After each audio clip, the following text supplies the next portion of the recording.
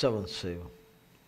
எங்கள் அன்பின் பரலோக பிதாவே, கர்த்தராகிய இயேசு கிறிஸ்துவின் மூலம் உம்மண்டலே வருகிறோம்.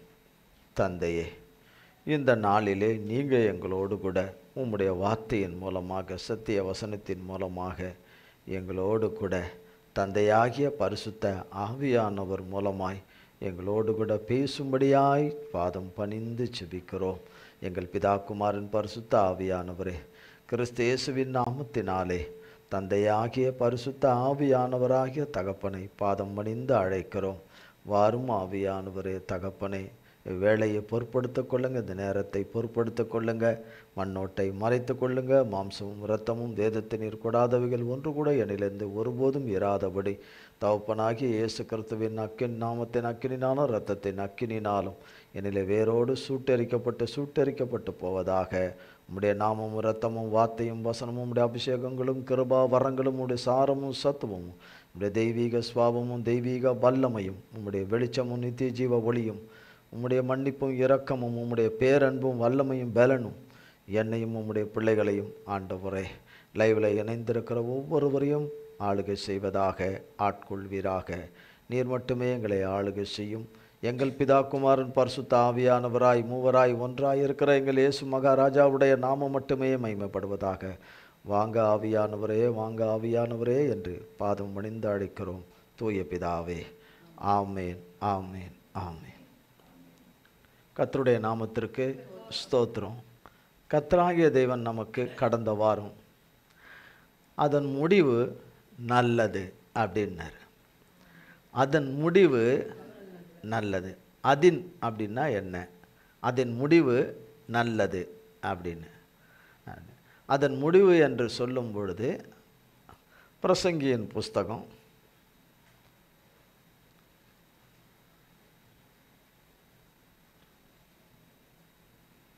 7ஆம் அதிகாரம்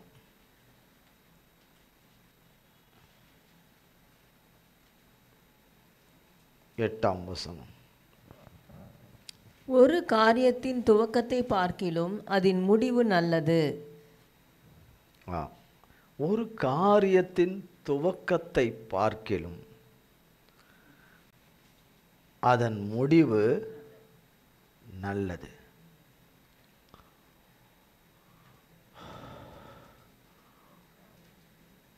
ஒரு பட்டு சாரியை நெய்வதற்கு முன்பதாக நெய்கிறவனுடைய கையில் அதற்கு சில உபகரணங்கள், ஆயுதங்கள் எல்லாம் வச்சுருப்பாங்க. அது எப்படி நெய்யணும்னு கையால் நெய்கிறது இந்த காலத்தில். இப்போ மிஷின்லாம் இருக்குது. ஆனால் ஹேண்ட்மேட், கையினால் செய்கிற நெசவு. அந்த நெசவு நூல்கள் எல்லாம் ஒவ்வொரு நூல்களாக இருக்கும். பிறகு பட்டு இலைகளை சேர்ப்பாங்க. ஆனால் அதை செய்ய ஆரம்பிக்கிறத பார்க்கும்போது இது அழகான ஒரு நல்ல ஒரு டிசைன் நிறைந்த, நல்ல வசீகரமாக, நல்லா பார்க்கக்கூடிய, எல்லாரும் அதை பார்த்து பாராட்டக்கூடிய, அதை விரும்பத்தக்க விதத்தில் அது இருக்காது. அந்த நெய்கிற அந்த இதில், படை மரத்தில் அந்த நெய்கிற அந்த இதில் அப்போ பார்த்திங்கன்னா அந்த நூலை கோத்து அவங்க இரவும் பகலும் அநேக நாட்களாய், பல மாதங்களாய் அதுக்காக உழைப்பார்கள். அதில் ஒரு சின்ன தவறு வந்துட்டால் கூட அது ஒரு நேர்த்தியான ஒரு நெசவு செய்யப்பட்ட ஒரு பட்டு புடவையாக அது வரவே வராது. அதில் ஒரு சின்ன தப்பும் தவறும் இல்லாதபடி அதை இரவும் பகலும் கண்ணும் கருத்துமாய் அந்த புடவையை நெய்கிறவர் அதை செய்து அதை அவர் என்ன டிசைன் அதில் வரணும், அதில் என்ன பார்டர் எப்படி வரணும், அதில் என்னென்னலாம் அதிலெல்லாம் இருக்கணும் பார்க்கறதுக்கு, அது என்ன கலர், எந்த விதமான கலர், அநேக கலர்களில் வருது. ஆனால் இவைகள் உடுத்தி கொள்கிறவர்களுக்கு அவங்களுக்கு ரொம்ப பிடிக்கும் என்கிற ஒரு எண்ணத்தில் முழுமையாக ஈடுபட்டு அதை உருவாக்கி அது புடவையாய், அது முழுமையாய், அது நல்ல ஒரு பட்டு புடவையாக வந்து அது கையில் எடுத்து அதை விரித்து பார்க்கும்பொழுது தான் அதனுடைய முடிவில் தான் அந்த புடவையினுடைய சந்தோஷம் வரும். அத்தனை நாள் பாடுபட்டதனுடைய இதனுடைய சந்தோஷம். அதற்கு முன்பதாக அது நல்லாவே இருக்காது. அது நீங்கள் இப்படி ஒரு புடவையாக இருக்கும்னு சொன்னால் கூட பார்த்தா அப்படி தெரியாது அதில். ஏன்னா எந்த வேலையும் அதில் முடியல, அதில் வேலைப்பாடுகள் இன்னும் முடியல.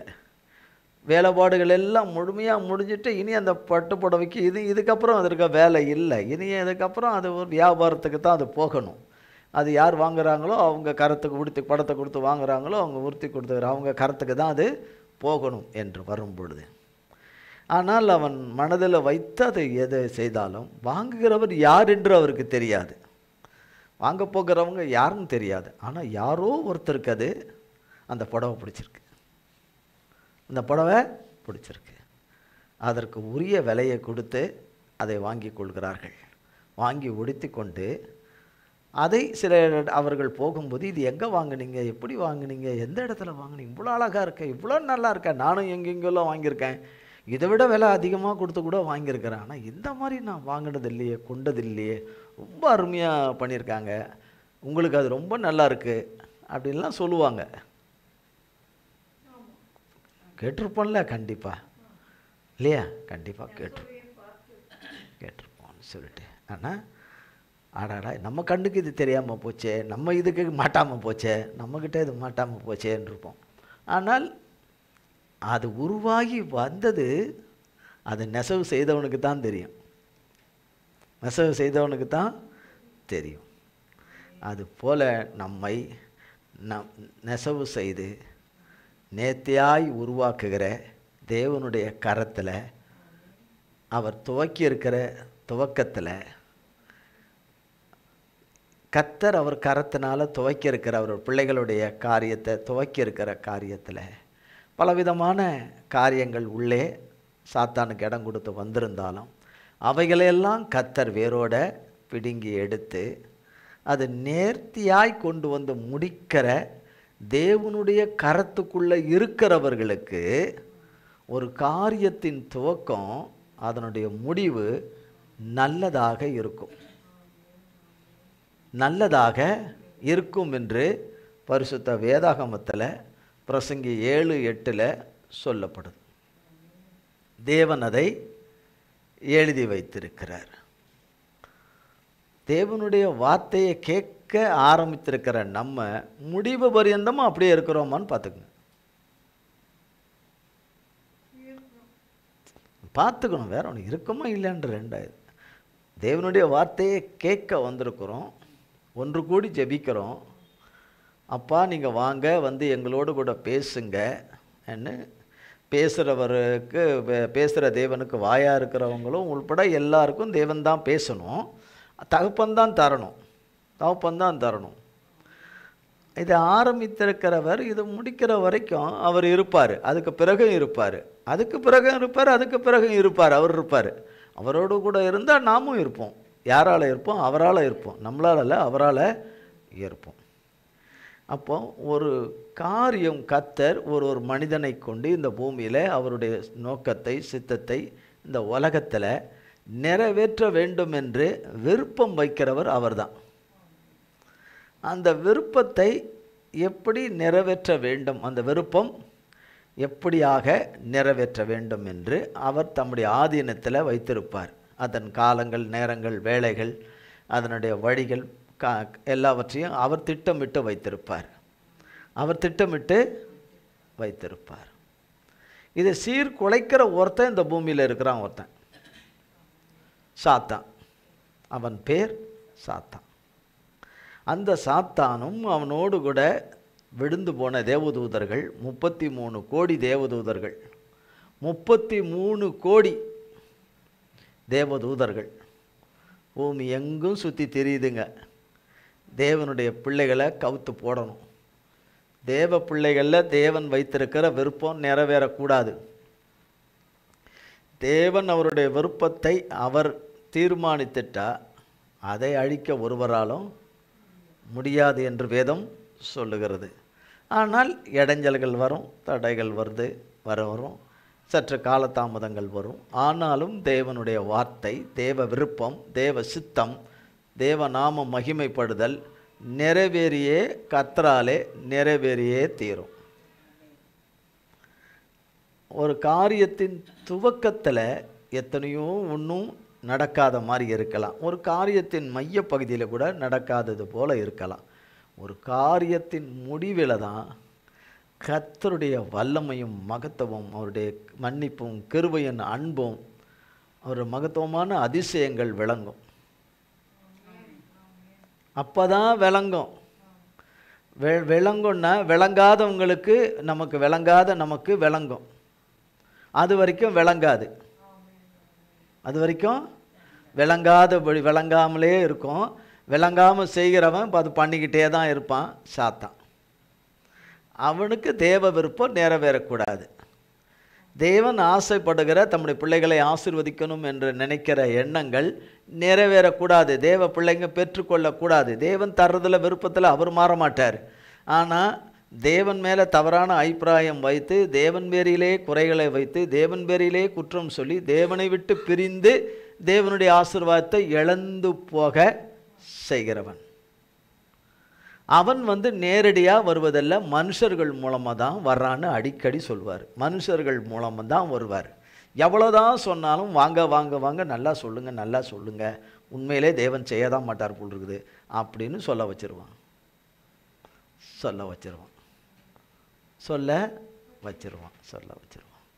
ஆனாலும் கூட தேவன் அதை தெரியப்படுத்தி, அது தப்பு தவறு, அது உள்ளேருந்து எடுத்துரு, தேவனிடத்தில் மன்னிப்பு கேளு, இரக்கம் கேளு, அதுக்கப்புறம் இன்னும் 2 அடி வாங்கு, அதுக்கப்புறம் இன்னும் கொஞ்ச நாள் தள்ளி போட்டோம், பிறகு உனக்கு தருவாருன்னு அப்படித்தான் நடக்கும்.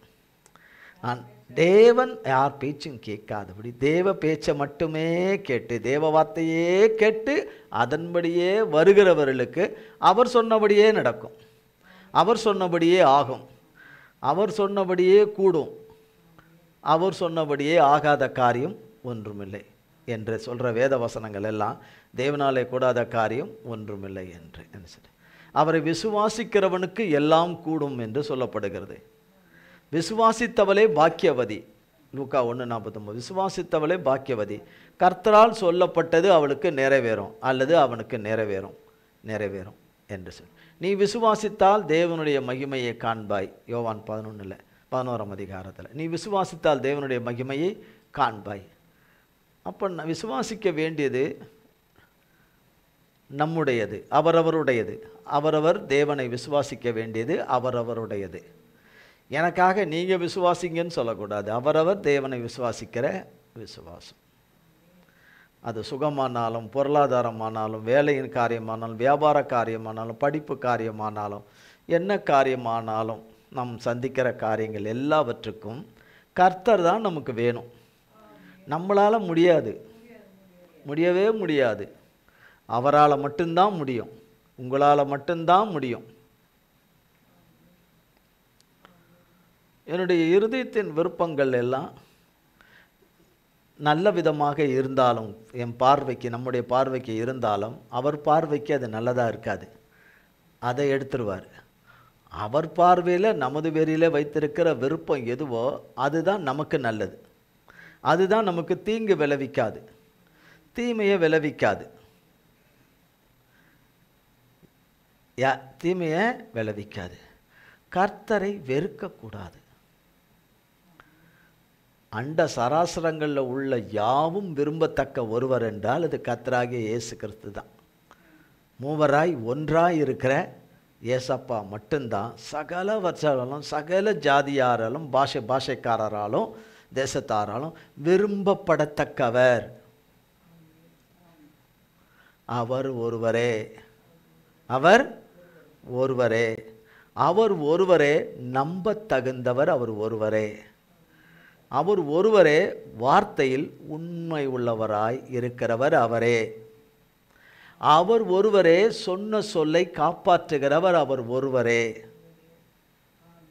அவர் ஒருவரே பூமியிலே அவர் ஒருவரே வாக்கு மாறாதவர். அவர் ஒருவரே, அவர் ஒருவரே நேற்றும் இன்றும் என்றும் மாறாமல் இருக்கிறவர். அவர் ஒருவரே, அவர் ஒருவரே, அவர் அவராகவே உருவான நாளிலிருந்து இதுவரை அந்தமும் இருக்கிற வண்ணமாகவே இருக்கிறவர். அவரே. இனிமேலும் அதுபோல இருந்து கொண்டே இருக்கிறவரும் அவரே. இந்த இருக்கிறவராகவே இருக்கிறவரோடு இருந்தால் அவர் சொன்னது நிறைவேறும். அவர் நமக்கு வாக்களித்தது நிறைவேறும். அவர் கொடுத்த அவருடைய தரிசனம் நிறைவேறும். அவருடைய அனந்த சித்தங்கள், நோக்கங்கள், தீர்மானங்கள் நிறைவேறும். அதை நிறைவேற்றுவதற்கு காலமும் நேரமும் வேளையும் அவர் கரத்திலிருந்து வருது. அதெல்லாம் எப்படி எப்படி அந்த கால சூழ்நிலைக்கு எப்படி எல்லாம் மாற்றி அமைக்க வேண்டும் என்பதெல்லாம் அவருடைய ஞானத்தில் இருக்குது, அவருடைய கரத்தின் வல்லமைக்குள்ளே இருக்குது. அவர் சொல்ல ஆகும், அவர் கட்டளையிட நிற்கும். தேவ பிள்ளைகளுடைய காலமும் நேரமும் வரும்போது இவைகள் எல்லாம் நல்ல முடிவுகளாக கர்த்தராலே சம்பவிக்கும். இதை செய்யத்தக்க நடப்பிக்கத்தக்கவர் இந்த பூமியில் கர்த்தர் ஒருத்தர் தான். என்னால் முடியாத ஆண்டவரே, என் சாமர்த்தியம், என் திறமை, என் ஞானம், என் புத்தி, என் ஐஸ்வர்யம், என் வருமானம் இதெல்லாம் வச்சு நான் அதை அதை செஞ்சிடலாம், இதை செஞ்சிடலாம், அதை பண்ணிடலான்னு செய்த எல்லாமே ஃபெயிலியர். என்னை மன்னிச்சிருங்க. என் சுய பலத்தில் சுய ஞானத்தில் நின்னதில் எல்லாம் ஃபெயிலியர். மற்றவர்களை சார்ந்து நின்றதில் ஃபெயிலியர். மற்றவங்களை நம்பினதில் ஃபெயிலியர். என்னை மன்னிச்சிருங்க. உங்களோட இருந்தால் தான் ஃபெயிலியர் கிடையாது. உங்களோடவே இருந்தால் தான் எனக்கு சக்ஸஸ், இல்லைன்னா எனக்கு சக்ஸஸ் கிடையாது. பூமியில் சக்ஸஸ் ஒன்று தரணுன்னா நீங்கள் தான் தரணும். உம்மை தவிர இந்த உலகத்தில் எங்களை மன்னித்து மீட்டு விடுவித்து காத்து எங்களை கடைசி வரைக்கும் காப்பாற்றி நீர் இந்த உலகத்தில் உங்களுடைய பிள்ளைகள் மூலமாக என்ன செய்யணுமோ அதையெல்லாம் செய்து முடித்து உங்கள்கிட்டயே கூட்டிகிட்டு போகிறது நீங்கள் மட்டும்தான். இந்த பூமியில் நித்திய ஜீவனை கொடுக்குறவங்க நீங்கள் மட்டும்தான், வேறு எவையும் கிடையாது. அவர் தான் மனுஷனை நம்பியிருக்கிற அவருடைய மனுஷனுக்கு, நம்பியிருக்கிற அவருடைய மகனுக்கு, நம்பியிருக்கிற அவருடைய மகளுக்கு நல்ல முடிவை உண்டு பண்ணுகிறவர் கர்த்தர். பிரச்சனைகளை கொண்டு வந்து நம்மை உண்டு இல்லைன்னு செய்யணும்னு செய்து வந்து பிரச்சனைகளை உண்டு பண்ணுகிறவன் சாத்தான். அந்த பிரச்சனையை அழிக்கிறவர் கர்த்தர். இந்த பிரச்சனைகளை அழிக்கிற கர்த்தரோடு இருந்தால் கர்த்தர் அழிப்பார். ஆனால் கர்த்தரோடு கூட தான் இருக்கிறேன்னு சாத்தானோடவே இருந்துன்னு இருந்தால் நடக்காது. சாத்தானோடவே தேவன் பார்க்குற விதத்தில் சாத்தானோடவே இருந்துக்கிட்டு இருந்தால் வெளியரங்கமாக ஆண்டவரை தேடுற பிள்ளைகளாக இருப்போம், வர்ற பிள்ளைகளாக இருப்போம், 10 காசு காணிக்கைகளை கொடுக்குறவங்களாக இருப்போம், என்னென்னமோ தான தர்மங்களை செய்கிறவங்களாலாம் இருப்போம். ஆனால் கர்த்தர் பார்வையில் கர்த்தரோடு இல்லைன்னா நிறைவேறாது. அவரோடு இருந்தால்தான் நிறைவேறும். கேட்பார் பேச்சு கேட்டால் நிறைவேறாது. கேட்பார் பேச்சு கேட்டு நடந்து வாயின் தாறுமாறுகளாலே நாம் அழித்து கொள்வோமானால் நிறைவேறாது. நன்மை எந்த மனுஷனிடத்திலிருந்தும் வராது.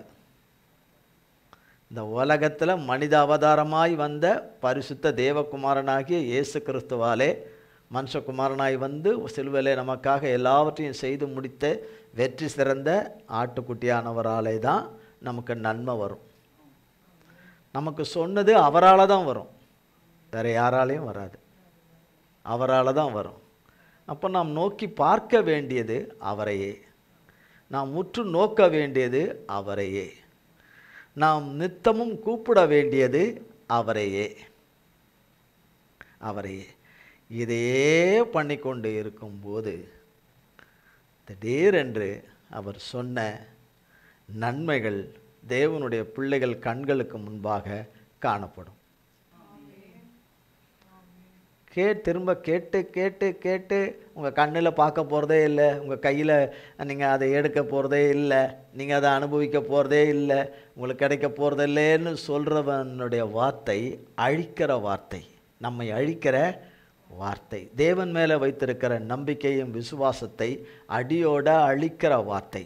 தேவன் நமக்கு கொடுத்துருக்கிற வாக்கு தத்தத்தை இருதயமாகி பெட்டகத்துக்குள்ள கண்மணியாக காத்து கொண்டிருக்கிறத திருட கொடுத்து விடுகிற சாத்தானுடைய வார்த்தைகள். உன் பிள்ளை மாறாது, உன் பொண்ணு மாறாது, உன் மருமக மாற மாட்டான், உன் மருமக மாற மாட்டா, உன் பேர பிள்ளைங்க மாற மாட்டாங்க, உன் சகோதரன் மாற மாட்டான், உன் சகோதரி மாற மாட்டா, நீயே மாற மாட்ட இன்னும் சொல்லுகிறவனோடு நமக்கு தொடர்பு இருக்கக்கூடாது. நம்ம கேட்கல, ஆனால் அது வருது. நம்ம போய் கேட்கல, அதுவே வருது. அதுவே வருது. வர்றது தான் இயேசுவின் நாமத்தினால துரத்துங்கிறாரு. துரத்து, அழிக்க வேண்டியதை அழின்றாரு. நம்ம அழிக்க முடியாது, கர்த்தருடைய நாமத்தினால அழின்றாரு. அது சுட்டெறின்றாரு. அதுவும் உறவு வழியில் தான் வரும். அதனிடத்துல இரக்கம் கிடையாது. சாத்தான் இடத்துல இரக்கம் என்பது கிடையவே கிடையாது. சாத்தானுடைய மனுஷர்கள் தேவ மனுஷர்களைப் போல உள்ளே வந்து நமக்கு நன்மை செய்கிறவர்களாக வந்து நம்மை தீக்கொளித்து போட்டு விடுவார்களே தவிர நமக்கு நன்மை வரவே வராது. தேவனிடத்திலிருந்து தான் வரும். தேவன் ஆயத்தம் பண்ணியிருக்கிறதுலேருந்து தான் வரும். தேவன் கட்டவிழ்க்கிறதுலேருந்து தான் வரும். தேவன் செய்கிறதுல தான் வரும். தேவன் ஆயத்தம் பண்ணியிருக்கிறதுல தான் வரும். பிரசங்கி 7ஆம் அதிகாரத்தில் ஒரு காரியத்தின் துவக்கத்தை பார்க்கிலும் அதன் முடிவு நல்லது. அதே பிரசங்கி 7ஆம் அதிகாரத்தில் 1-2. பரிமள தைலத்தை பார்க்கிலும் நற்கீர்த்தியும் ஒருவனுடைய ஜனன நாளை பார்க்கிலும் மரண நாளும் நல்லது. விருந்து வீட்டுக்கு போவதிலும் துக்க வீட்டுக்கு போவது நலம். இதிலே எல்லா மனுஷரின் முடிவும் காணப்படும். உயிரோடு இருக்கிறவன் இதை தன் மனதிலே சிந்திப்பான். ஆமாம், பாருங்க, எரேமியாவின் புஸ்தகம் 31ஆம் அதிகாரம் 17ஆம் வசனம். எரேமியா 31ஆம் அதிகாரம் 17ஆம் வசனம்.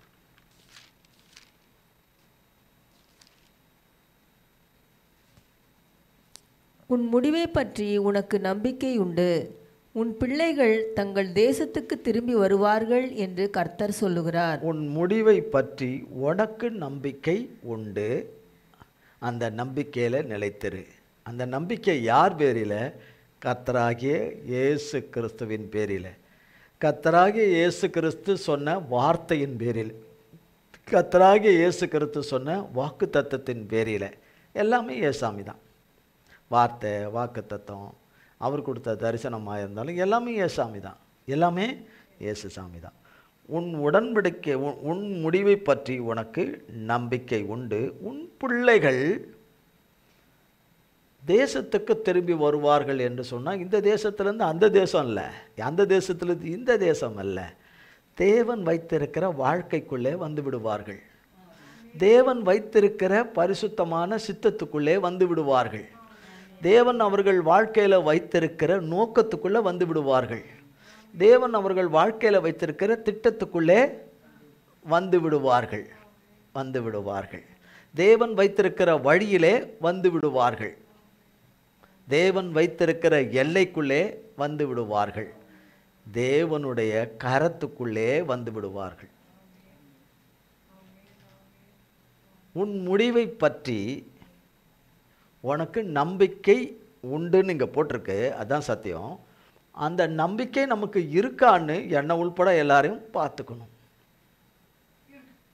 இப்போ இதில் போட்டிருக்கு, உன் பிள்ளைகள் திரும்பி வருவார்கள் என்று சொன்னால் அது அப்போ எங்கேயோ ஒரு இடத்துல இருக்குது. அது ஆள் இருக்குது இங்கே தான், ஆனால் அது வேறு எங்கெங்கேயோ இருக்குது. அது கர்த்தர் பார்வையில் கர்த்தர் இடத்துல இல்லை. ஆனால் சொல்கிறது யார? சொல்கிறது யார் பேரை சொல்லுது? நமக்கு சொல்ல முடியல. பார்த்தீங்களா? கர்த்தர் பேரை சொல்லுது. உன் தேவன் யாருன்னா கர்த்தர்னு சொல்லுது. உன் மீட்பர் யாருன்னா கர்த்தர்னு சொல்லுது. நான் அந்த ஒரே தேவனை ஆராதிக்கிற பக்தி உள்ளவன்னு யோனா சொன்னது போல் சொல்லுது.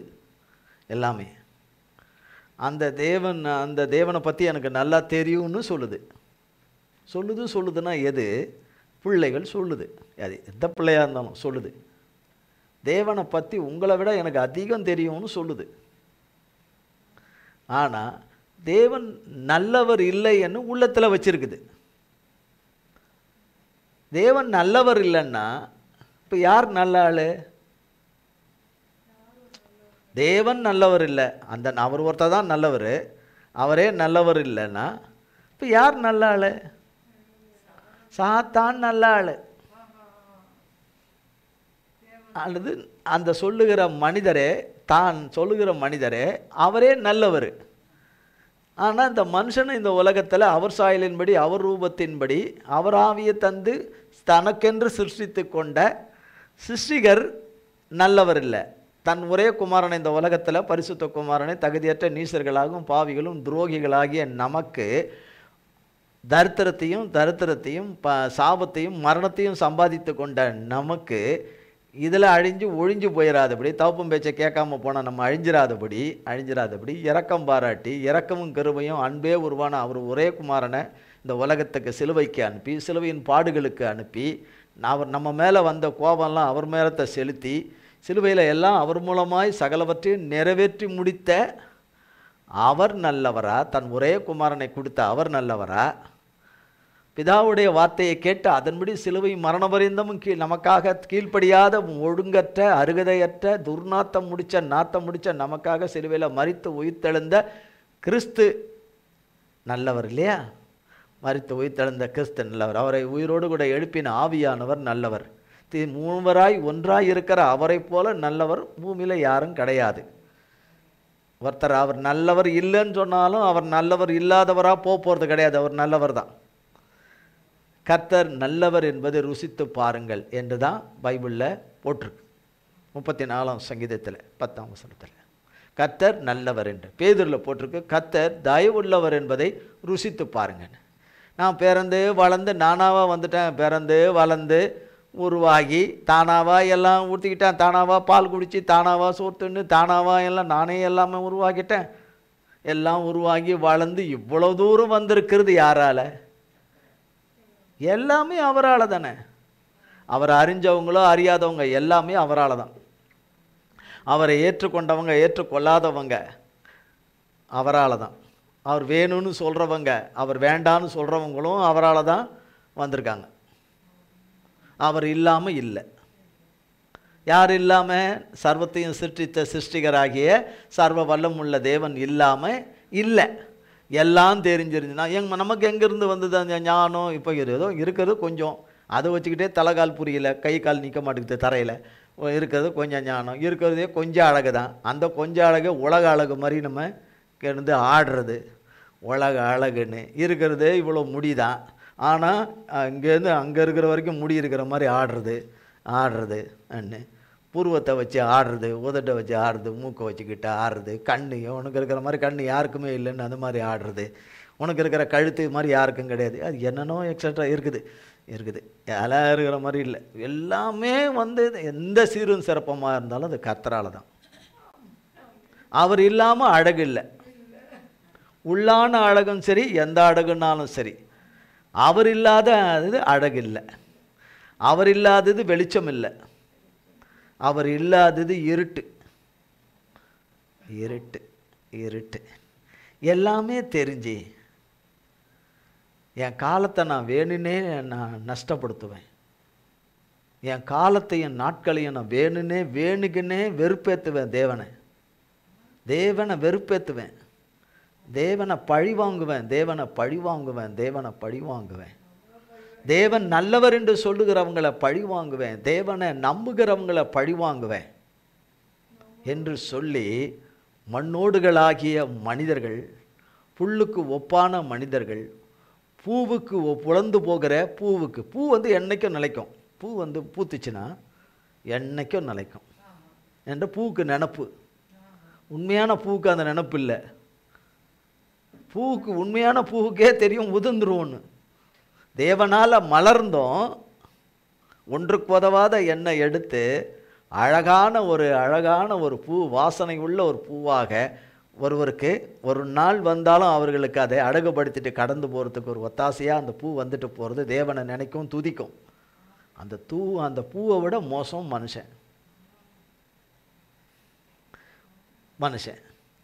நான் என்னைக்கு நிலைத்திருக்கிறவன், நான் அசைக்கப்படாதவன் என்று தன் மாம்சத்தை புயபலமாக்கி தன் மாம்சத்தின் மேலே நம்பிக்கையாக இருக்கிற மனுஷன் சபிக்கப்பட்டவன் என்று வேதத்தில் எழுதப்பட்டிருக்குது. சபிக்கப்பட்டவன் என்று. கர்த்தருடைய வேலையை அசதியாய் செய்கிறவனும் சபிக்கப்பட்டவன் என்று எழுதியிருக்குது. கர்த்தருடைய வேலையை அசதியாய் செய்கிறவன் சபிக்கப்பட்டவன் சபிக்கப்பட்டவள் என்று எழுதியிருக்குது.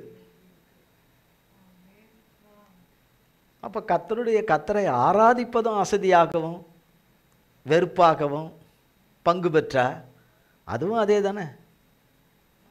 கர்த்தரை ஆராதிக்கிறதுல பொய்யா பாடுறது, பொய்யா சோத்திரை பண்ணுறது, பொய்யா ஸ்தோத்திரம் பண்ணுறது, பொய்யா நன்றி சொல்கிறது, பொய்யா பாட்டு பாடுறது, பொய்யா கதை சொல்கிறது, பொய்யா சாட்சி சொல்கிறது, இதெல்லாம் அப்போ அதுவும் அதே தானே, அந்த வகையை சேர்ந்தது தானே வரும். நிறைய பேர் இருக்காங்க, எக்கச்சக்கமாக இருக்காங்க. அப்போ என்ன செய்து கொண்டு இருக்கிறோம் இந்த நேரத்தில் என்ன செய்துட்ருக்குறோம், எங்கே இருக்கிறோம், என்ன பண்ணிக்கிட்டு இருக்கிறோம், எந்த உலகத்தில் இருக்கிறோம், யாரோட கூட இருக்கிறோம்? தகப்பனோடு கூட இருக்கணும். ஆனால் தகப்பனோடு கூட இல்லைன்னா உன் முடிவு என்ன முடிவாக இருக்கும்? நல்ல முடிவாக இருக்கும்? இருக்காதே. நல்ல முடிவை கொடுக்கிறவர் கையில் இருந்தால் தானே நல்ல முடிவை கொடுப்பாரு.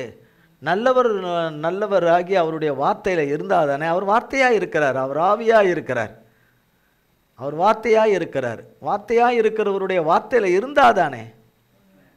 அப்படி இருந்தா இவங்க இப்படி இருந்தா எப்படி, அவங்க இப்படி இருந்தா எப்படின்னு சொல்கிறவங்களும் கர்த்தருடைய வார்த்தையில் இல்லை, அந்த புறத்தில் இருக்கிறவங்களும் கர்த்தருடைய வார்த்தையில் இல்லை. அப்போ என்ன ரிசல்ட்டை பார்ப்பாங்க? ஒரு ரிசல்ட்டும் பார்க்குறதே கஷ்டம். இங்கே சொல்லப்படுது, ஒரு காரியத்தின் துவக்கத்தை பார்க்கிலும் அதனுடைய முடிவு நல்லது என்று சொல்லி. சகரியாவின் புஸ்தகம் 4ஆம் அதிகாரம். சகரியா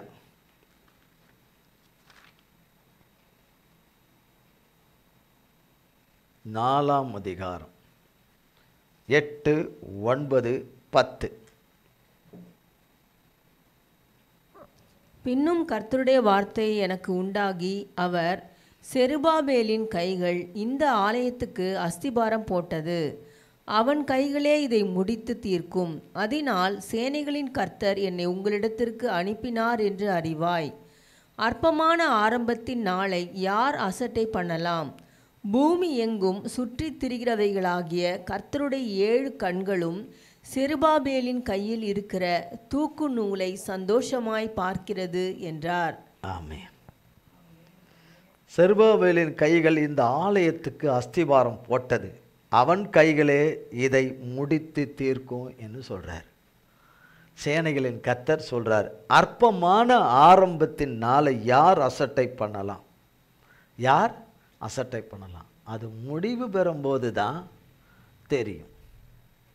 அதை முடிவு பெற வைக்கிறவர் கர்த்தர் தான். செருபாபேல் அது செய்து முடித்தாலும் அது கர்த்தர் தான் செய்யணும். செருபாபேலுக்கு செய்யணும்னாலும் அந்த காலத்தில் செய்ததும் கர்த்தர் தான் செய்யணும். வேற யாரும் செய்ய முடியாது, வேற யாரும் செய்ய முடியாது. ஆபகுக் 2ஆம் அதிகாரம் 2ஆம் வசனம்.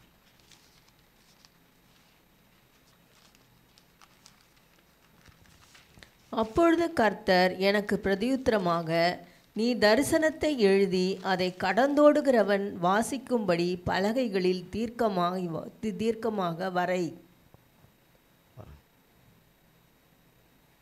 3ஆம் வசனம். குறித்த காலத்துக்கு தரிசனம் இன்னும் வைக்கப்பட்டிருக்கிறது, முடிவிலே அது விளங்கும். அது பொய் சொல்லாது, அது தாமதித்தாலும் அதற்கு காத்திரு, அது நிச்சயமாய் வரும், அது தாமதிப்பதில்லை. அதில் சொல்லப்பட்டிருக்கிற மையப்பகுதி வார்த்தை முடிவிலே அது விளங்கும். முடிவிலே விளங்கும், முடிவிலே விளங்கும். கர்த்தர் செய்து முடிக்கும் போது தான் தெரியும் சொல்லப்படுது. அது வரைக்கும் அவசரப்படாதுன்னு சொல்லப்படுது. உன் பிள்ளைகள் திரும்பி வருவார்கள்னு சொல்லியிருக்கிறார் இல்லையா? அதை தானே பிடிச்சிக்கணும். இந்த வார்த்தையை எழுதி வச்சிருக்கிறவர் எத்தனையோ 1000 ஆண்டுகளுக்கு முன்பு தகப்பன் எழுதி வச்சுட்டாரு. ஒருத்தருக்கா சொந்தம்? இந்த வார்த்தையை எடுத்து இதை விசுவாசிக்கிற அத்தனை பேருக்கு இது சொந்தம். இந்த வார்த்தை சொந்தம், ஒரு தனிப்பட்ட நபருக்கு மட்டும் சொந்தம் இல்லை. இதை எடுத்து வச்சுக்கொள்கிற லட்சோப மக்களுக்கும் கோடான கோடி பிள்ளைகளுக்கும் இது நிறைவேறும். கர்த்தருடைய நாமத்தினாலே கர்த்தருடைய வார்த்தைகளை விசுவாசிக்கிறவர்களுக்கு நிறைவேறும். உன் பிள்ளைகள் திரும்பி வருவாங்க. பிள்ளைங்க என்ன வரல வரல வரல வரலன்னு சொல்லிக்கிட்டே இருக்கிற பார்த்து அப்படியே மெய் செலுத்து போக மாட்டார். தலைமையிலே அடிக்கணும்னு ரொம்ப வருஷமாக இதையே சொல்லியிருந்தா 2 போட தான் செய்வார், 2 போட தான் செய்வார். சொன்னவர் வார்த்தையை சொல்லி சொல்லி அறிக்கை பண்ணிக்கொண்டே இருந்தால்தான் அது நிறைவேறும். அதை நம்பி அறிக்கை பண்ணிக்கொண்டே இருந்தால்தான் அது நிறைவேறும். இல்லை என்றால் நிறைவேறாது. அது சொன்னாலும் பிள்ளைகள் திரும்பி வருவார்கள் என்று சொன்னது தானே எடுத்துக்கணும். அது அப்படி பண்ணுது, இப்படி பண்ணுது, அப்படி இருக்குது, இப்படி இருக்குது, இப்படி இருக்குதுன்னு சொல்கிறது என்ன பண்ணின்னு இருக்குதுன்னு கர்த்தருக்கு தானே தெரியும். அது அப்படி பேசுது, இப்படி பேசுது, இப்படி பேசுதுன்னு சொல்கிறது என்ன பேசுதுன்னு கர்த்தருக்கு தானே தெரியும். அது அப்படி நடக்குது, இப்படி நடக்குது, அது இப்படி நடக்குது, அப்படி நடக்குதுன்னு சொல்கிறது எப்படி நடக்குதுன்னு கர்த்தருக்கு தானே தெரியும். இப்படியே போயிட்டு இருந்தால் எப்போ தான் முடிவு? எப்போ தான் முடிவு? அதான் முடிவிலே விளங்கணும். கர்த்தர் வார்த்தையை கேட்டு அதற்கு செவிசாய்த்து கீழ்ப்படிந்து நடக்கிறவர்களுக்குத்தான் முடிவிலே அது நல்லது. அதன் முடிவு நல்லதாக இருக்கும் என்று வேதம் சொல்லுகிறது. அதனுடைய முடிவு நல்லதாக இருக்கும் என்று வேதம் சொல்லுகிறது. வார்த்தை, ஜீவனுள்ள வார்த்தை பார்ப்பதற்கு கண்ணால் பார்க்க முடியாது. ஆனால் அது அதிக கனம் உள்ள ஜீவனுள்ள வார்த்தையாக இருக்கும். அதை வாங்க தான் நிறைய பேருக்கு முடியாதபடி தவிக்கிறாங்க. உள்ளே வந்ததுன்னா வெயிட்டாக இருந்தால் என்ன ஆகும்? உள்ளே போய் வெயிட்டாக ஒன்று போட்டால், தண்ணியில் போட்டால் எங்கே போவோம்? ஒரு திடப்பொருள் நல்ல உறுதியான ஒரு பொருளை தண்ணிக்குள்ளே போட்டால் எங்கே போவோம்? தண்ணிக்கு அடியில் போவோம், மிதக்காது. தேவனுள்ள வார்த்தைகள் அதை காட்டிலும் உறுதி வாய்ந்தது. 7 முறை மண் கோயிலே புடமிடப்பட்ட சுத்த சொற்கள் உள்ள வார்த்தை. அது உள்ளே போனால் அதன் வேலையை செய்யாமல் விடாது. ஆனால் அதை நாம் காத்து கொள்ளணும். அதுக்கு பயம் இல்லை. நம்ம காத்து கொண்டாதான் அதனுடைய கிரியையின் பலனை, கர்த்தருடைய வார்த்தையின் கிரியையின் பலனை காண முடியும்.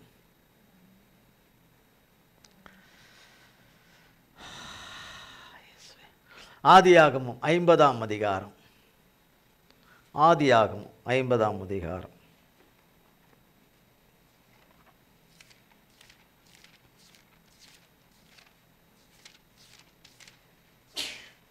ஆதியாகமம் 50ஆம் அதிகாரம் 19, 20, 21. யோசேப்பு அவர்களை நோக்கி, பயப்படாதிருங்கள், நான் தேவனா? நீங்கள் எனக்கு தீமை செய்ய நினைத்தீர்கள். தேவனோ இப்பொழுது நடந்து வருகிறபடியே வெகு ஜனங்களை உயிரோடே காக்கும்படிக்கு அதை நன்மையாக முடிய பண்ணினார். ஆதலால் பயப்படாதிருங்கள், நான் உங்களையும் உங்கள் குழந்தைகளையும் பராமரிப்பேன் என்று அவர்களுக்கு ஆறுதல் சொல்லி அவர்களோட பட்சமாய் பேசினான். ஆமாம், யோசேப்பு அவர்களை நோக்கி. யோசேப்பு தெரியும் சம்பவம். அவர் 17 வயதில் தன் தகப்பனை விட்டு, தகப்பன் போய் தன் அவருடைய பிள்ளைகளாகி அவனுடைய சகோதரர்கள் ஆடி மேய்க்கிறத போய் பார்த்துட்டு வான்னு சொல்லி போகும்போது அவனை கொன்று போட வேண்டும். இதெல்லாம் நல்லா தெரியும் இல்லையா? கொன்று போட வேண்டும் என்று நினைத்தார்கள். பிறகாலே அவரை அப்படி செய்யக்கூடாது, கொல்லக்கூடாதுன்னு சகோதரருக்குள்ளே அப்படிப்பட்ட எண்ணங்களை தேவன் உண்டு பண்ணி அந்த தீமை நேரிடாதபடி உண்டு பண்ணி அவனை குழியில் தூக்கி போட்டுருவோன்னு குழியில் தூக்கி போட்டானுங்க. அந்த குழியில் அவன் அல்றானே கொள்றானேன்னு அதில் ஒரு மூத்த சகோதரன் எப்படியாவது சகோதரனை காப்பாற்றணும், இவனுங்க இந்த கொலவெறியிலே இருக்கானுங்களே, இவனுங்களை எப்படியாவது காப்பாற்றணும், தம்பியை நம்ம மாம்சமாச்சே, நம்ம சகோதரனாச்சே, நம்ம ரத்தமாச்சே, அவனை காப்பாற்றணும், இவனுங்க போன பிறகு அவனை குழியிலேருந்து தூக்கி காப்பாற்றி விட்டுறணும்னு அப்படின்னு நினைக்கிறான். ஆனால் அவன் போயிட்டு வரத்துக்குள்ளே இவனுங்க எல்லாம் யோசித்துட்டு எதுக்கு நம்ம சகோதரனை கொல்லணும் என்ன அவனுங்களுக்கு அந்த எண்ணம் வந்தது. கர்த்தர் அந்த எண்ணத்தை கொடுத்து சாத்தான் கொல்லணும்னு வந்தாலும் கூட தேவன் அந்த தீமையிலேருந்து தப்பிச்சு காப்பாற்றி அவனை மீதியான் தேசத்தில் போன வியாபார கூட்டத்தில் விற்கும்படி வெள்ளி காசுக்கு விற்கும்படி செஞ்சு அங்கிருந்து அவனை எகிப்துக்கு கொண்டு போயிட்டாங்க. அங்கிருந்து அடிமையாய் போத்திபார் என்பவன் யோசேப்பை அடிமையாய் விலைக்கு வாங்கி அவன் வீட்டுக்கு கொண்டு போனான். இதெல்லாம் தெரியும் இல்லையா? இதனுடைய டீட்டெயிலுக்கு போனால் ரொம்ப நேரம் போவோம். எந்த வார்த்தைக்கு போகணுமோ அந்த வார்த்தைக்கு போக முடியாது. யோசேப்பை இது கர்த்தர் அப்படியே வழி நடத்தி போத்திபார் வீட்டில் இருக்கும்போது கர்த்தர் அங்கே போத்திபாருடைய கையின் கிரியைகளை ஆசீர்வதித்தார். அவனை ஆசீர்வதித்த அந்த போத்திபார் வீட்டை யோசேப்பின் நிமித்தமாய் போத்திபாரை ஆசீர்வதிப்பதை அவன் கண்டு சர்வ வல்லமுள்ள தேவன் இவனோடு கூட இருக்கிறார் என்பதை கண்டு அவன் மனைவியை தவிர மற்றது எல்லாவற்றையும் அவன் கருத்தில் வல்ல அதிகாரத்தையும் ஒப்படைச்சி அவனை மகனாகவே பார்த்து கொண்டார் இந்த போத்திபார் என்று. பிறகாலே அவனுடைய மனைவி இவன் மேலே கை போடும்படி இவன் மேலே கண்ணாயிருந்து அவனை அடைய வேண்டும், யோசேப்பை அடைய வேண்டும் என்று அநேக வருஷங்களாய் அநேக தந்திரங்களை எல்லாம் பண்ணி நித்தமும் தொல்லை கொடுத்து உபத்திரம் கொடுத்து அவனை வேதனைப்படுத்தி கொண்டிருந்த போது அவன் எதற்கும் ஒப்புக்கொள்ளாதபடி தேவனுக்கு விரோதமான இந்த பாவத்தை செய்வது எப்படி என்று சொல்லி பிறகாலே அவன் அங்கிருந்து தப்பி அவன் ஓடும்போது அவன் மனைவி என்னை அவன் கற்பழிக்க வந்தான் என்று பொய் சொல்லி குற்றஞ்சாட்டி அவனை சிறைச்சாலையிலே தள்ளினார்கள். அங்கே தேவன் யோசேப்போடு இருந்தார். கர்த்தர் யோசேப்போடு யோசேப்பு கர்த்தரோடு கூட இருந்தார் என்று வேதம் சொல்லுகிறது. அங்கே அவனுக்கு சிறைச்சாலையில் கண்களில் தயவை உண்டு பண்ணினார் என்று சொல்லப்படுது.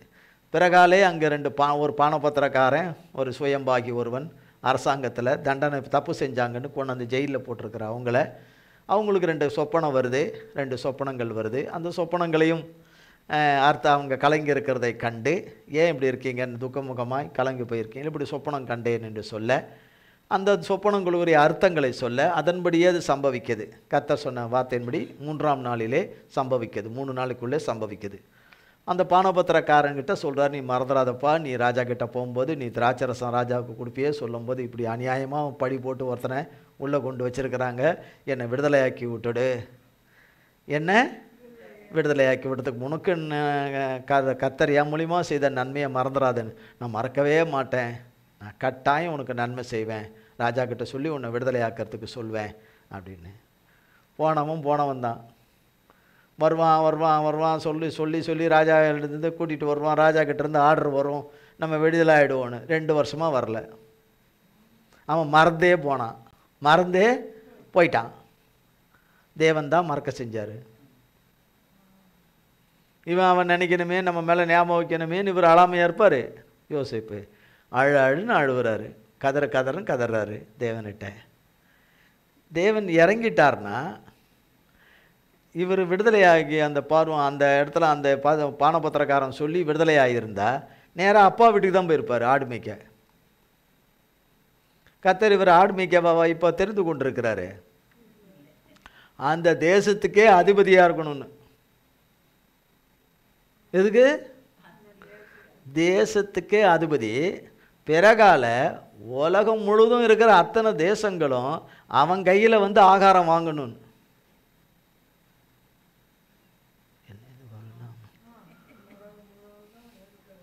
அப்போ தேவனுடைய விருப்பம் எவ்வளோ பெருசு, யோசேப்புடைய விருப்பம் பெருசா, யோசேப்புடைய தகப்பன் மாம்சத்தை தகப்பன் யாக்கோபுடைய விருப்பம் பெருசா? யாருடையது பெருசு? தேவனுடைய விருப்பம் பெருசு. அதுக்கு அவரை 13 வருஷம் புறமிடுறாரு. 13 வருஷம் புடமிடுறாரு அக்கினியில். 13 வருஷம் அந்த தகுதியை பெறத்துக்கு, அந்த பாத்திரமாக தேவன் விரும்புகிற பாத்திரமாக வர்றதுக்கு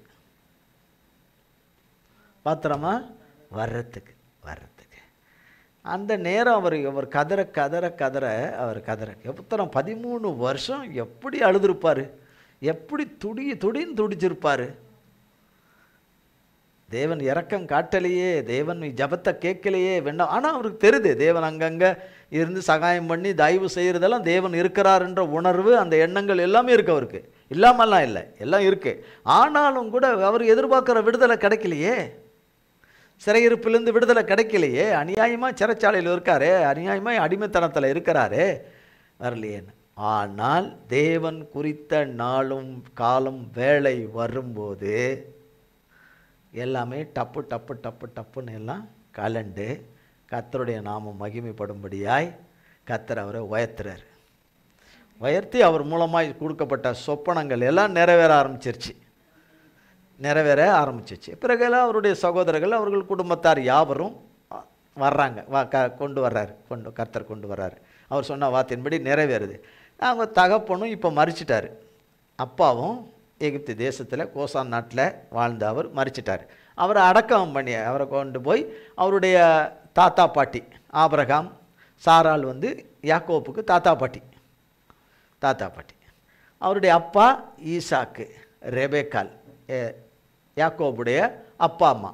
அவங்களும் மறித்து அங்கே தான் அடக்கம் பண்ணியிருக்குது. அந்த குகையில் தான் அடக்கம் பண்ணியிருக்கு. அவங்க சொந்த இடம், அந்த சொந்த கல்லறை பூமி ஆபிரகாம் வாங்கினது. அந்த இடத்துல லேயாலையும் கொண்டு போய் அவருடைய மனைவி, முதல் மனைவி லேயால கொண்டு அங்கே தான் அடக்கம் பண்ணி வச்சுருக்குது. இவருக்கு யோசேப்புக்கு அது பெரியம்மா. யோசேப்புக்கு அது பெரியம்மா. உன் தாயே நான் வரவழியில் பெத்லேயமுக்கு கிட்ட வரும்போது அங்கே இடையில அவள் மறிச்சதுனால அங்கேயே அவளை அடக்கம் பண்ணி ஒரு தூணை வச்சுட்டேன். இப்போ என் பிதாக்களோட போய் படுக்க போகிறேன்னா நான் கர்த்தர்கிட்ட போகிறேன் அப்படின்னு சொல்லிட்டு போயிட்டார். அதெல்லாம் நீ எனக்கு செய்து கொடு மகனே அப்படின்னு சொல்கிறாரு. இதெல்லாம் நீ எனக்கு செய்து கொடு, என்னை கொண்டு போய் இங்கே போச்சிடாத, எகிப்து தேசத்தில் என்னை இது பண்ணிடாத, என் பூர்வீகமாக என்னுடைய இதில் கொண்டு போய் என்ன செய், அங்கே கொண்டு அதன்படியெல்லாம் வச்சுட்டாரு. அந்த சகோதரர்கள் எல்லாம் வந்தாங்க, இந்த டெத்தில் எல்லாம் கலந்துக்கிட்டாங்க. அது அநேக நாட்கள் நடந்தது, துக்க நாட்கள். ஏன்னா இந்த வசனத்தினுடைய பின்னணியும் தெரியணுன்றதுக்காக தான் இதெல்லாம் சொல்கிறேன். பிறகு எல்லாம் முடிச்சுட்டு வரும்போது என் சகோதரர்கள் நினைக்கிறாங்க, அப்பா இருக்கிற வரைக்கும் நம்ம உயிரோட விட்டான், இவன் நம்மளை மன்னிச்சு உயிரோட விட்டான், இப்போ அப்பா இல்லை, இப்போ என்ன பண்ண போகிறான் நம்மளை, இப்போ என்ன பண்ண போகிறான் நம்மளை,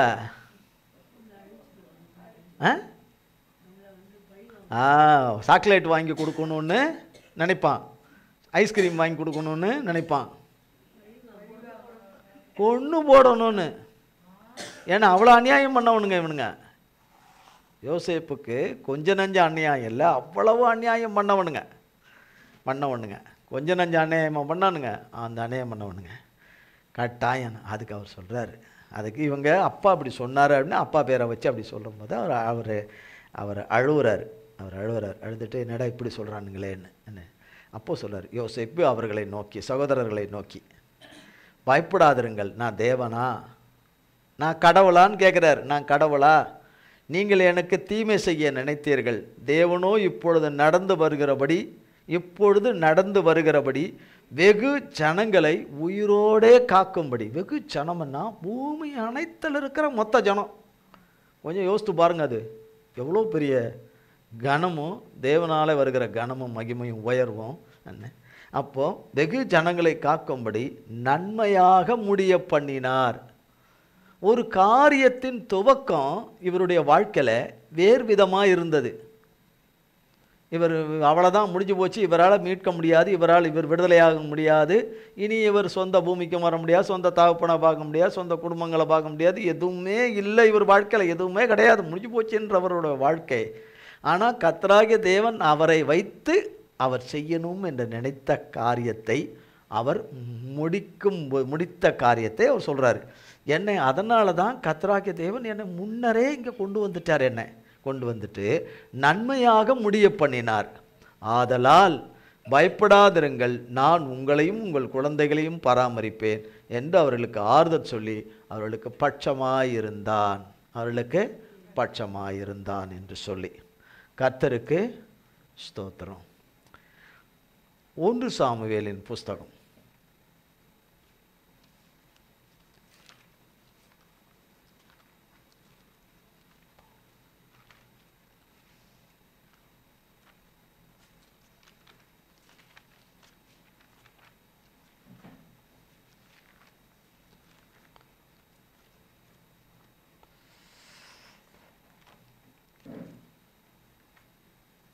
1 சாமுவேல் 1ஆம் அதிகாரம்.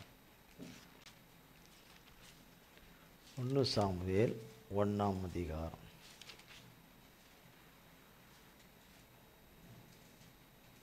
எடுத்தாச்சா? 1 எப்ராயிம் மலை தேசத்தில் இருக்கிற சோப்பீம் எனப்பட்ட ராமதாயீம் ஊரானாகிய ஒரு மனுஷன் இருந்தான். அவனுக்கு எல்கானா என்று பெயர். அவன் எப்ராயிமனாகிய சூப்புக்கு பிறந்த தோகுவின் குமாரனாகிய எலிகோவின் மகனான ஏரோகாமின் புத்திரன். அவனுக்கு 2 மனைவிகள் இருந்தார்கள். ஒருத்தி பேர் அன்னாள், மற்றவள் பேர் பெனின்னாள். பெனின்னாளுக்கு பிள்ளைகள் இருந்தார்கள், அன்னாளுக்கோ பிள்ளை இல்லை.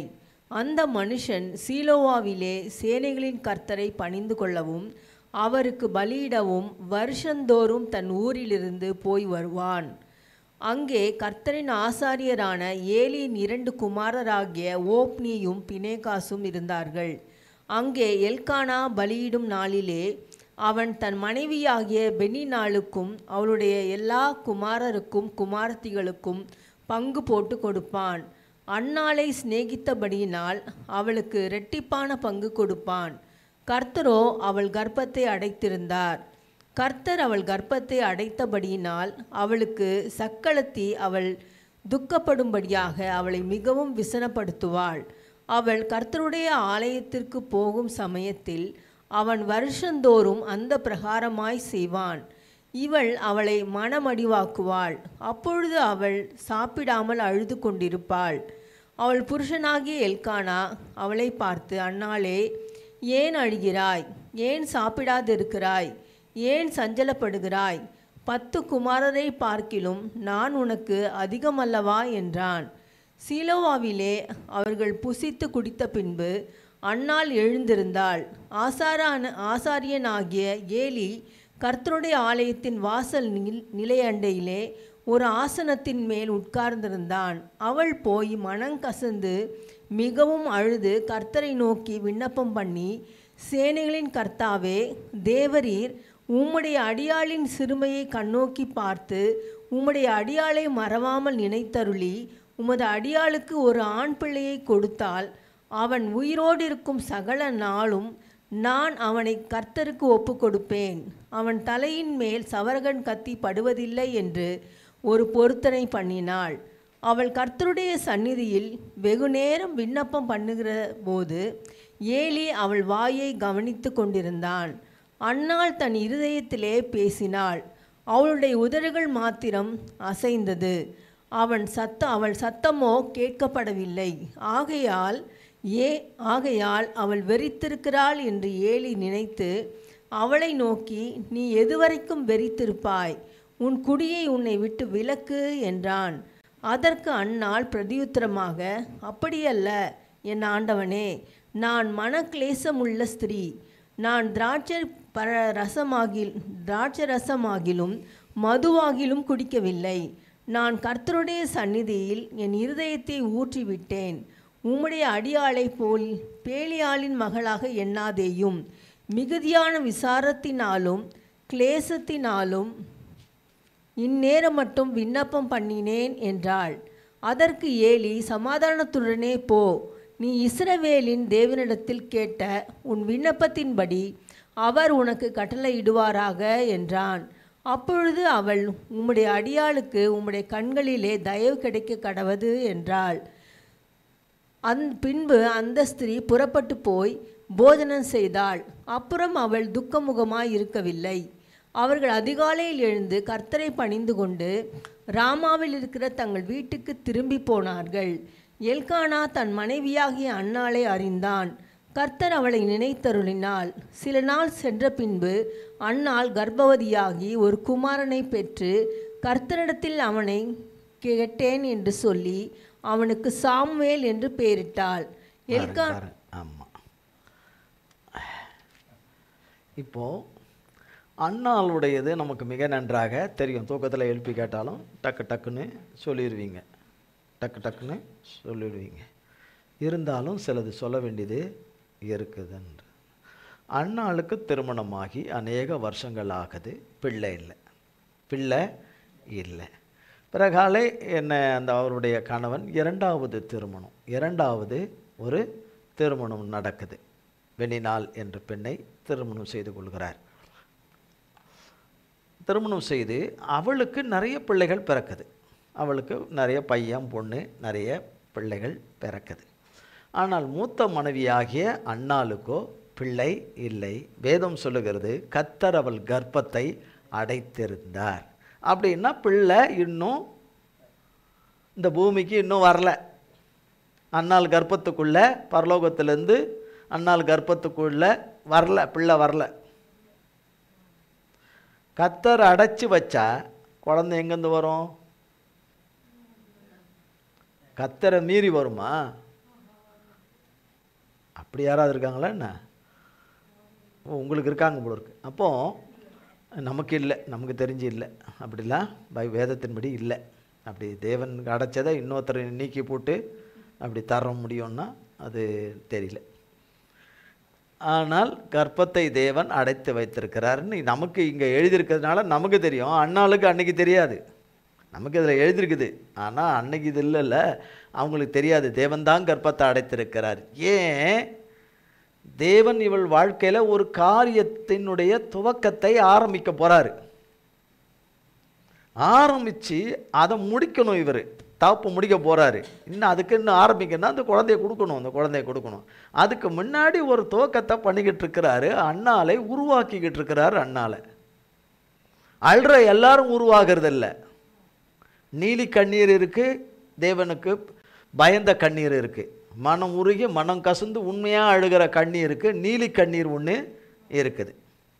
நீலி கண்ணீர்னால் தெரியும்ல, வடிக்கிறதுனால தெரியுது, இல்லைன்னா தெரியுமா? தெரியாது. நீலி கண்ணீர்னா சும்மா அழுவுறதே, ஒரு தேவைக்காக அழுது. ஒரு குழந்தை ஓன்னு அழுவோம்.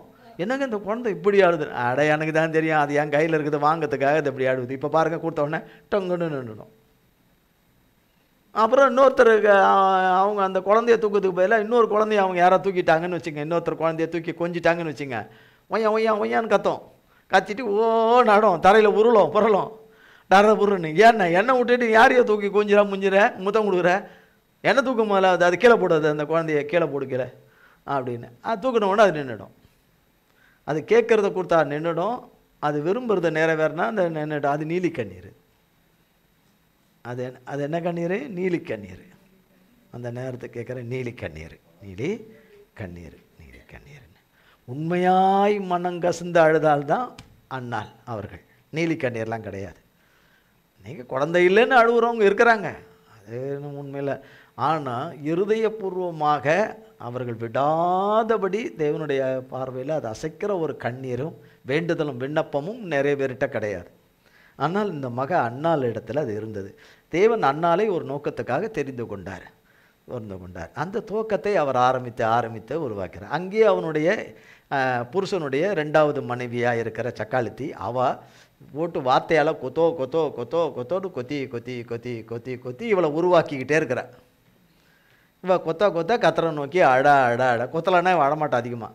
அவன் நல்லா கொத்தன்னு கொத்தி நல்ல சொல்லிட்டு அருமையாக கத்தருக்குள்ளே இந்த அம்மா ஒரு நாள் ஒரு விண்ணப்பம். அதுக்கு முன்னாடி எவ்வளோ ஜெபம் பண்ணியிருப்பாங்க. ஆனால் தேவன் எதிர்பார்த்த ஒரு நாளில், தேவன் எதிர்பார்த்த வார்த்தையோடு கருத்தோடு ஜபிக்கிற ஒரு நாளை வைத்தார். அந்த நாளில் எனக்கு ஒரு ஆண் பிள்ளையை கொடுத்தா, அந்த பிள்ளையை உங்களுக்கே கொடுத்துட்றா, இல்லை சவரங்கத்தி படாது. இதெல்லாம் ஏசப்பா சொல்லலை. ஆனால் அவங்க அழகாக ஏசப்பா நினச்சதை விரும்பினதை அவங்க இருதயத்துலேருந்து வந்திருந்து அதை தேவ சன்னிதானத்தில் போய் அறிக்கை செய்து அழுகுறாங்க. அங்கே இருக்கிற ஆசாரியன் அதை பார்த்து எடுத்து அவர் தவறுதலாக சற்று நேரம் புரிந்து கொள்கிறார். ரொம்ப நேரம் பண்ணுறாங்களேன்னு புரிந்து கொண்டார். பிறகால அவர் விளங்கி கொள்கிறார், ஆண்டவருடைய மகதான் இவை என்று. கர்த்தருடைய வார்த்தையை அவருக்கு சொல்லி அனுப்புகிறாரு. அந்த வார்த்தையே வாங்கிட்டு போகிறாங்க. வார்த்தையை சுமந்து கொண்டு போன அந்த அம்மா அதுக்கப்புறம் துக்க முகமாக இல்லை, கர்த்தர் அவங்க கற்பத்தை அடைச்சதை எடுத்துட்டாரு. குழந்தை உண்டாயிருச்சு.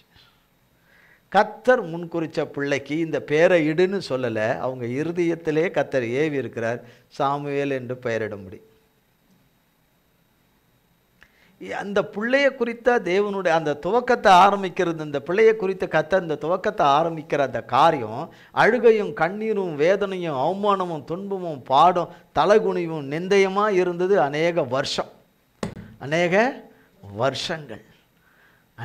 அந்த மகளுக்கு பிள்ளையே இனி கிடையாது. பிள்ளை ஆசீர்வாதமே அந்த பிள்ளைக்கு அழியாத செல்வமாகி பிள்ளை ஆசீர்வாதம் அந்த பிள்ளைக்கு அந்த மகளுக்கு கிடையாது என்கிற வார்த்தை எல்லாம் கொஞ்ச காலம் இருந்தது. ஆனால் கர்த்தர் அதெல்லாம் அழிச்சு, அவள் மலடு என்று சொன்னதெல்லாம் அழிச்சு, பிள்ளை பிறக்க லாக்கில்லாதவ என்று சொன்னதெல்லாம் அழிச்சு, அவளுடைய சக்காலத்துக்கு எக்கச்சக்க பிள்ளைய பிறந்தது. அது எதுவுமே தேவ நோக்கம், தேவசித்தம் அதில் எதுவும் கிடையாது. தேவசித்தம் எதுவும் கிடையாது.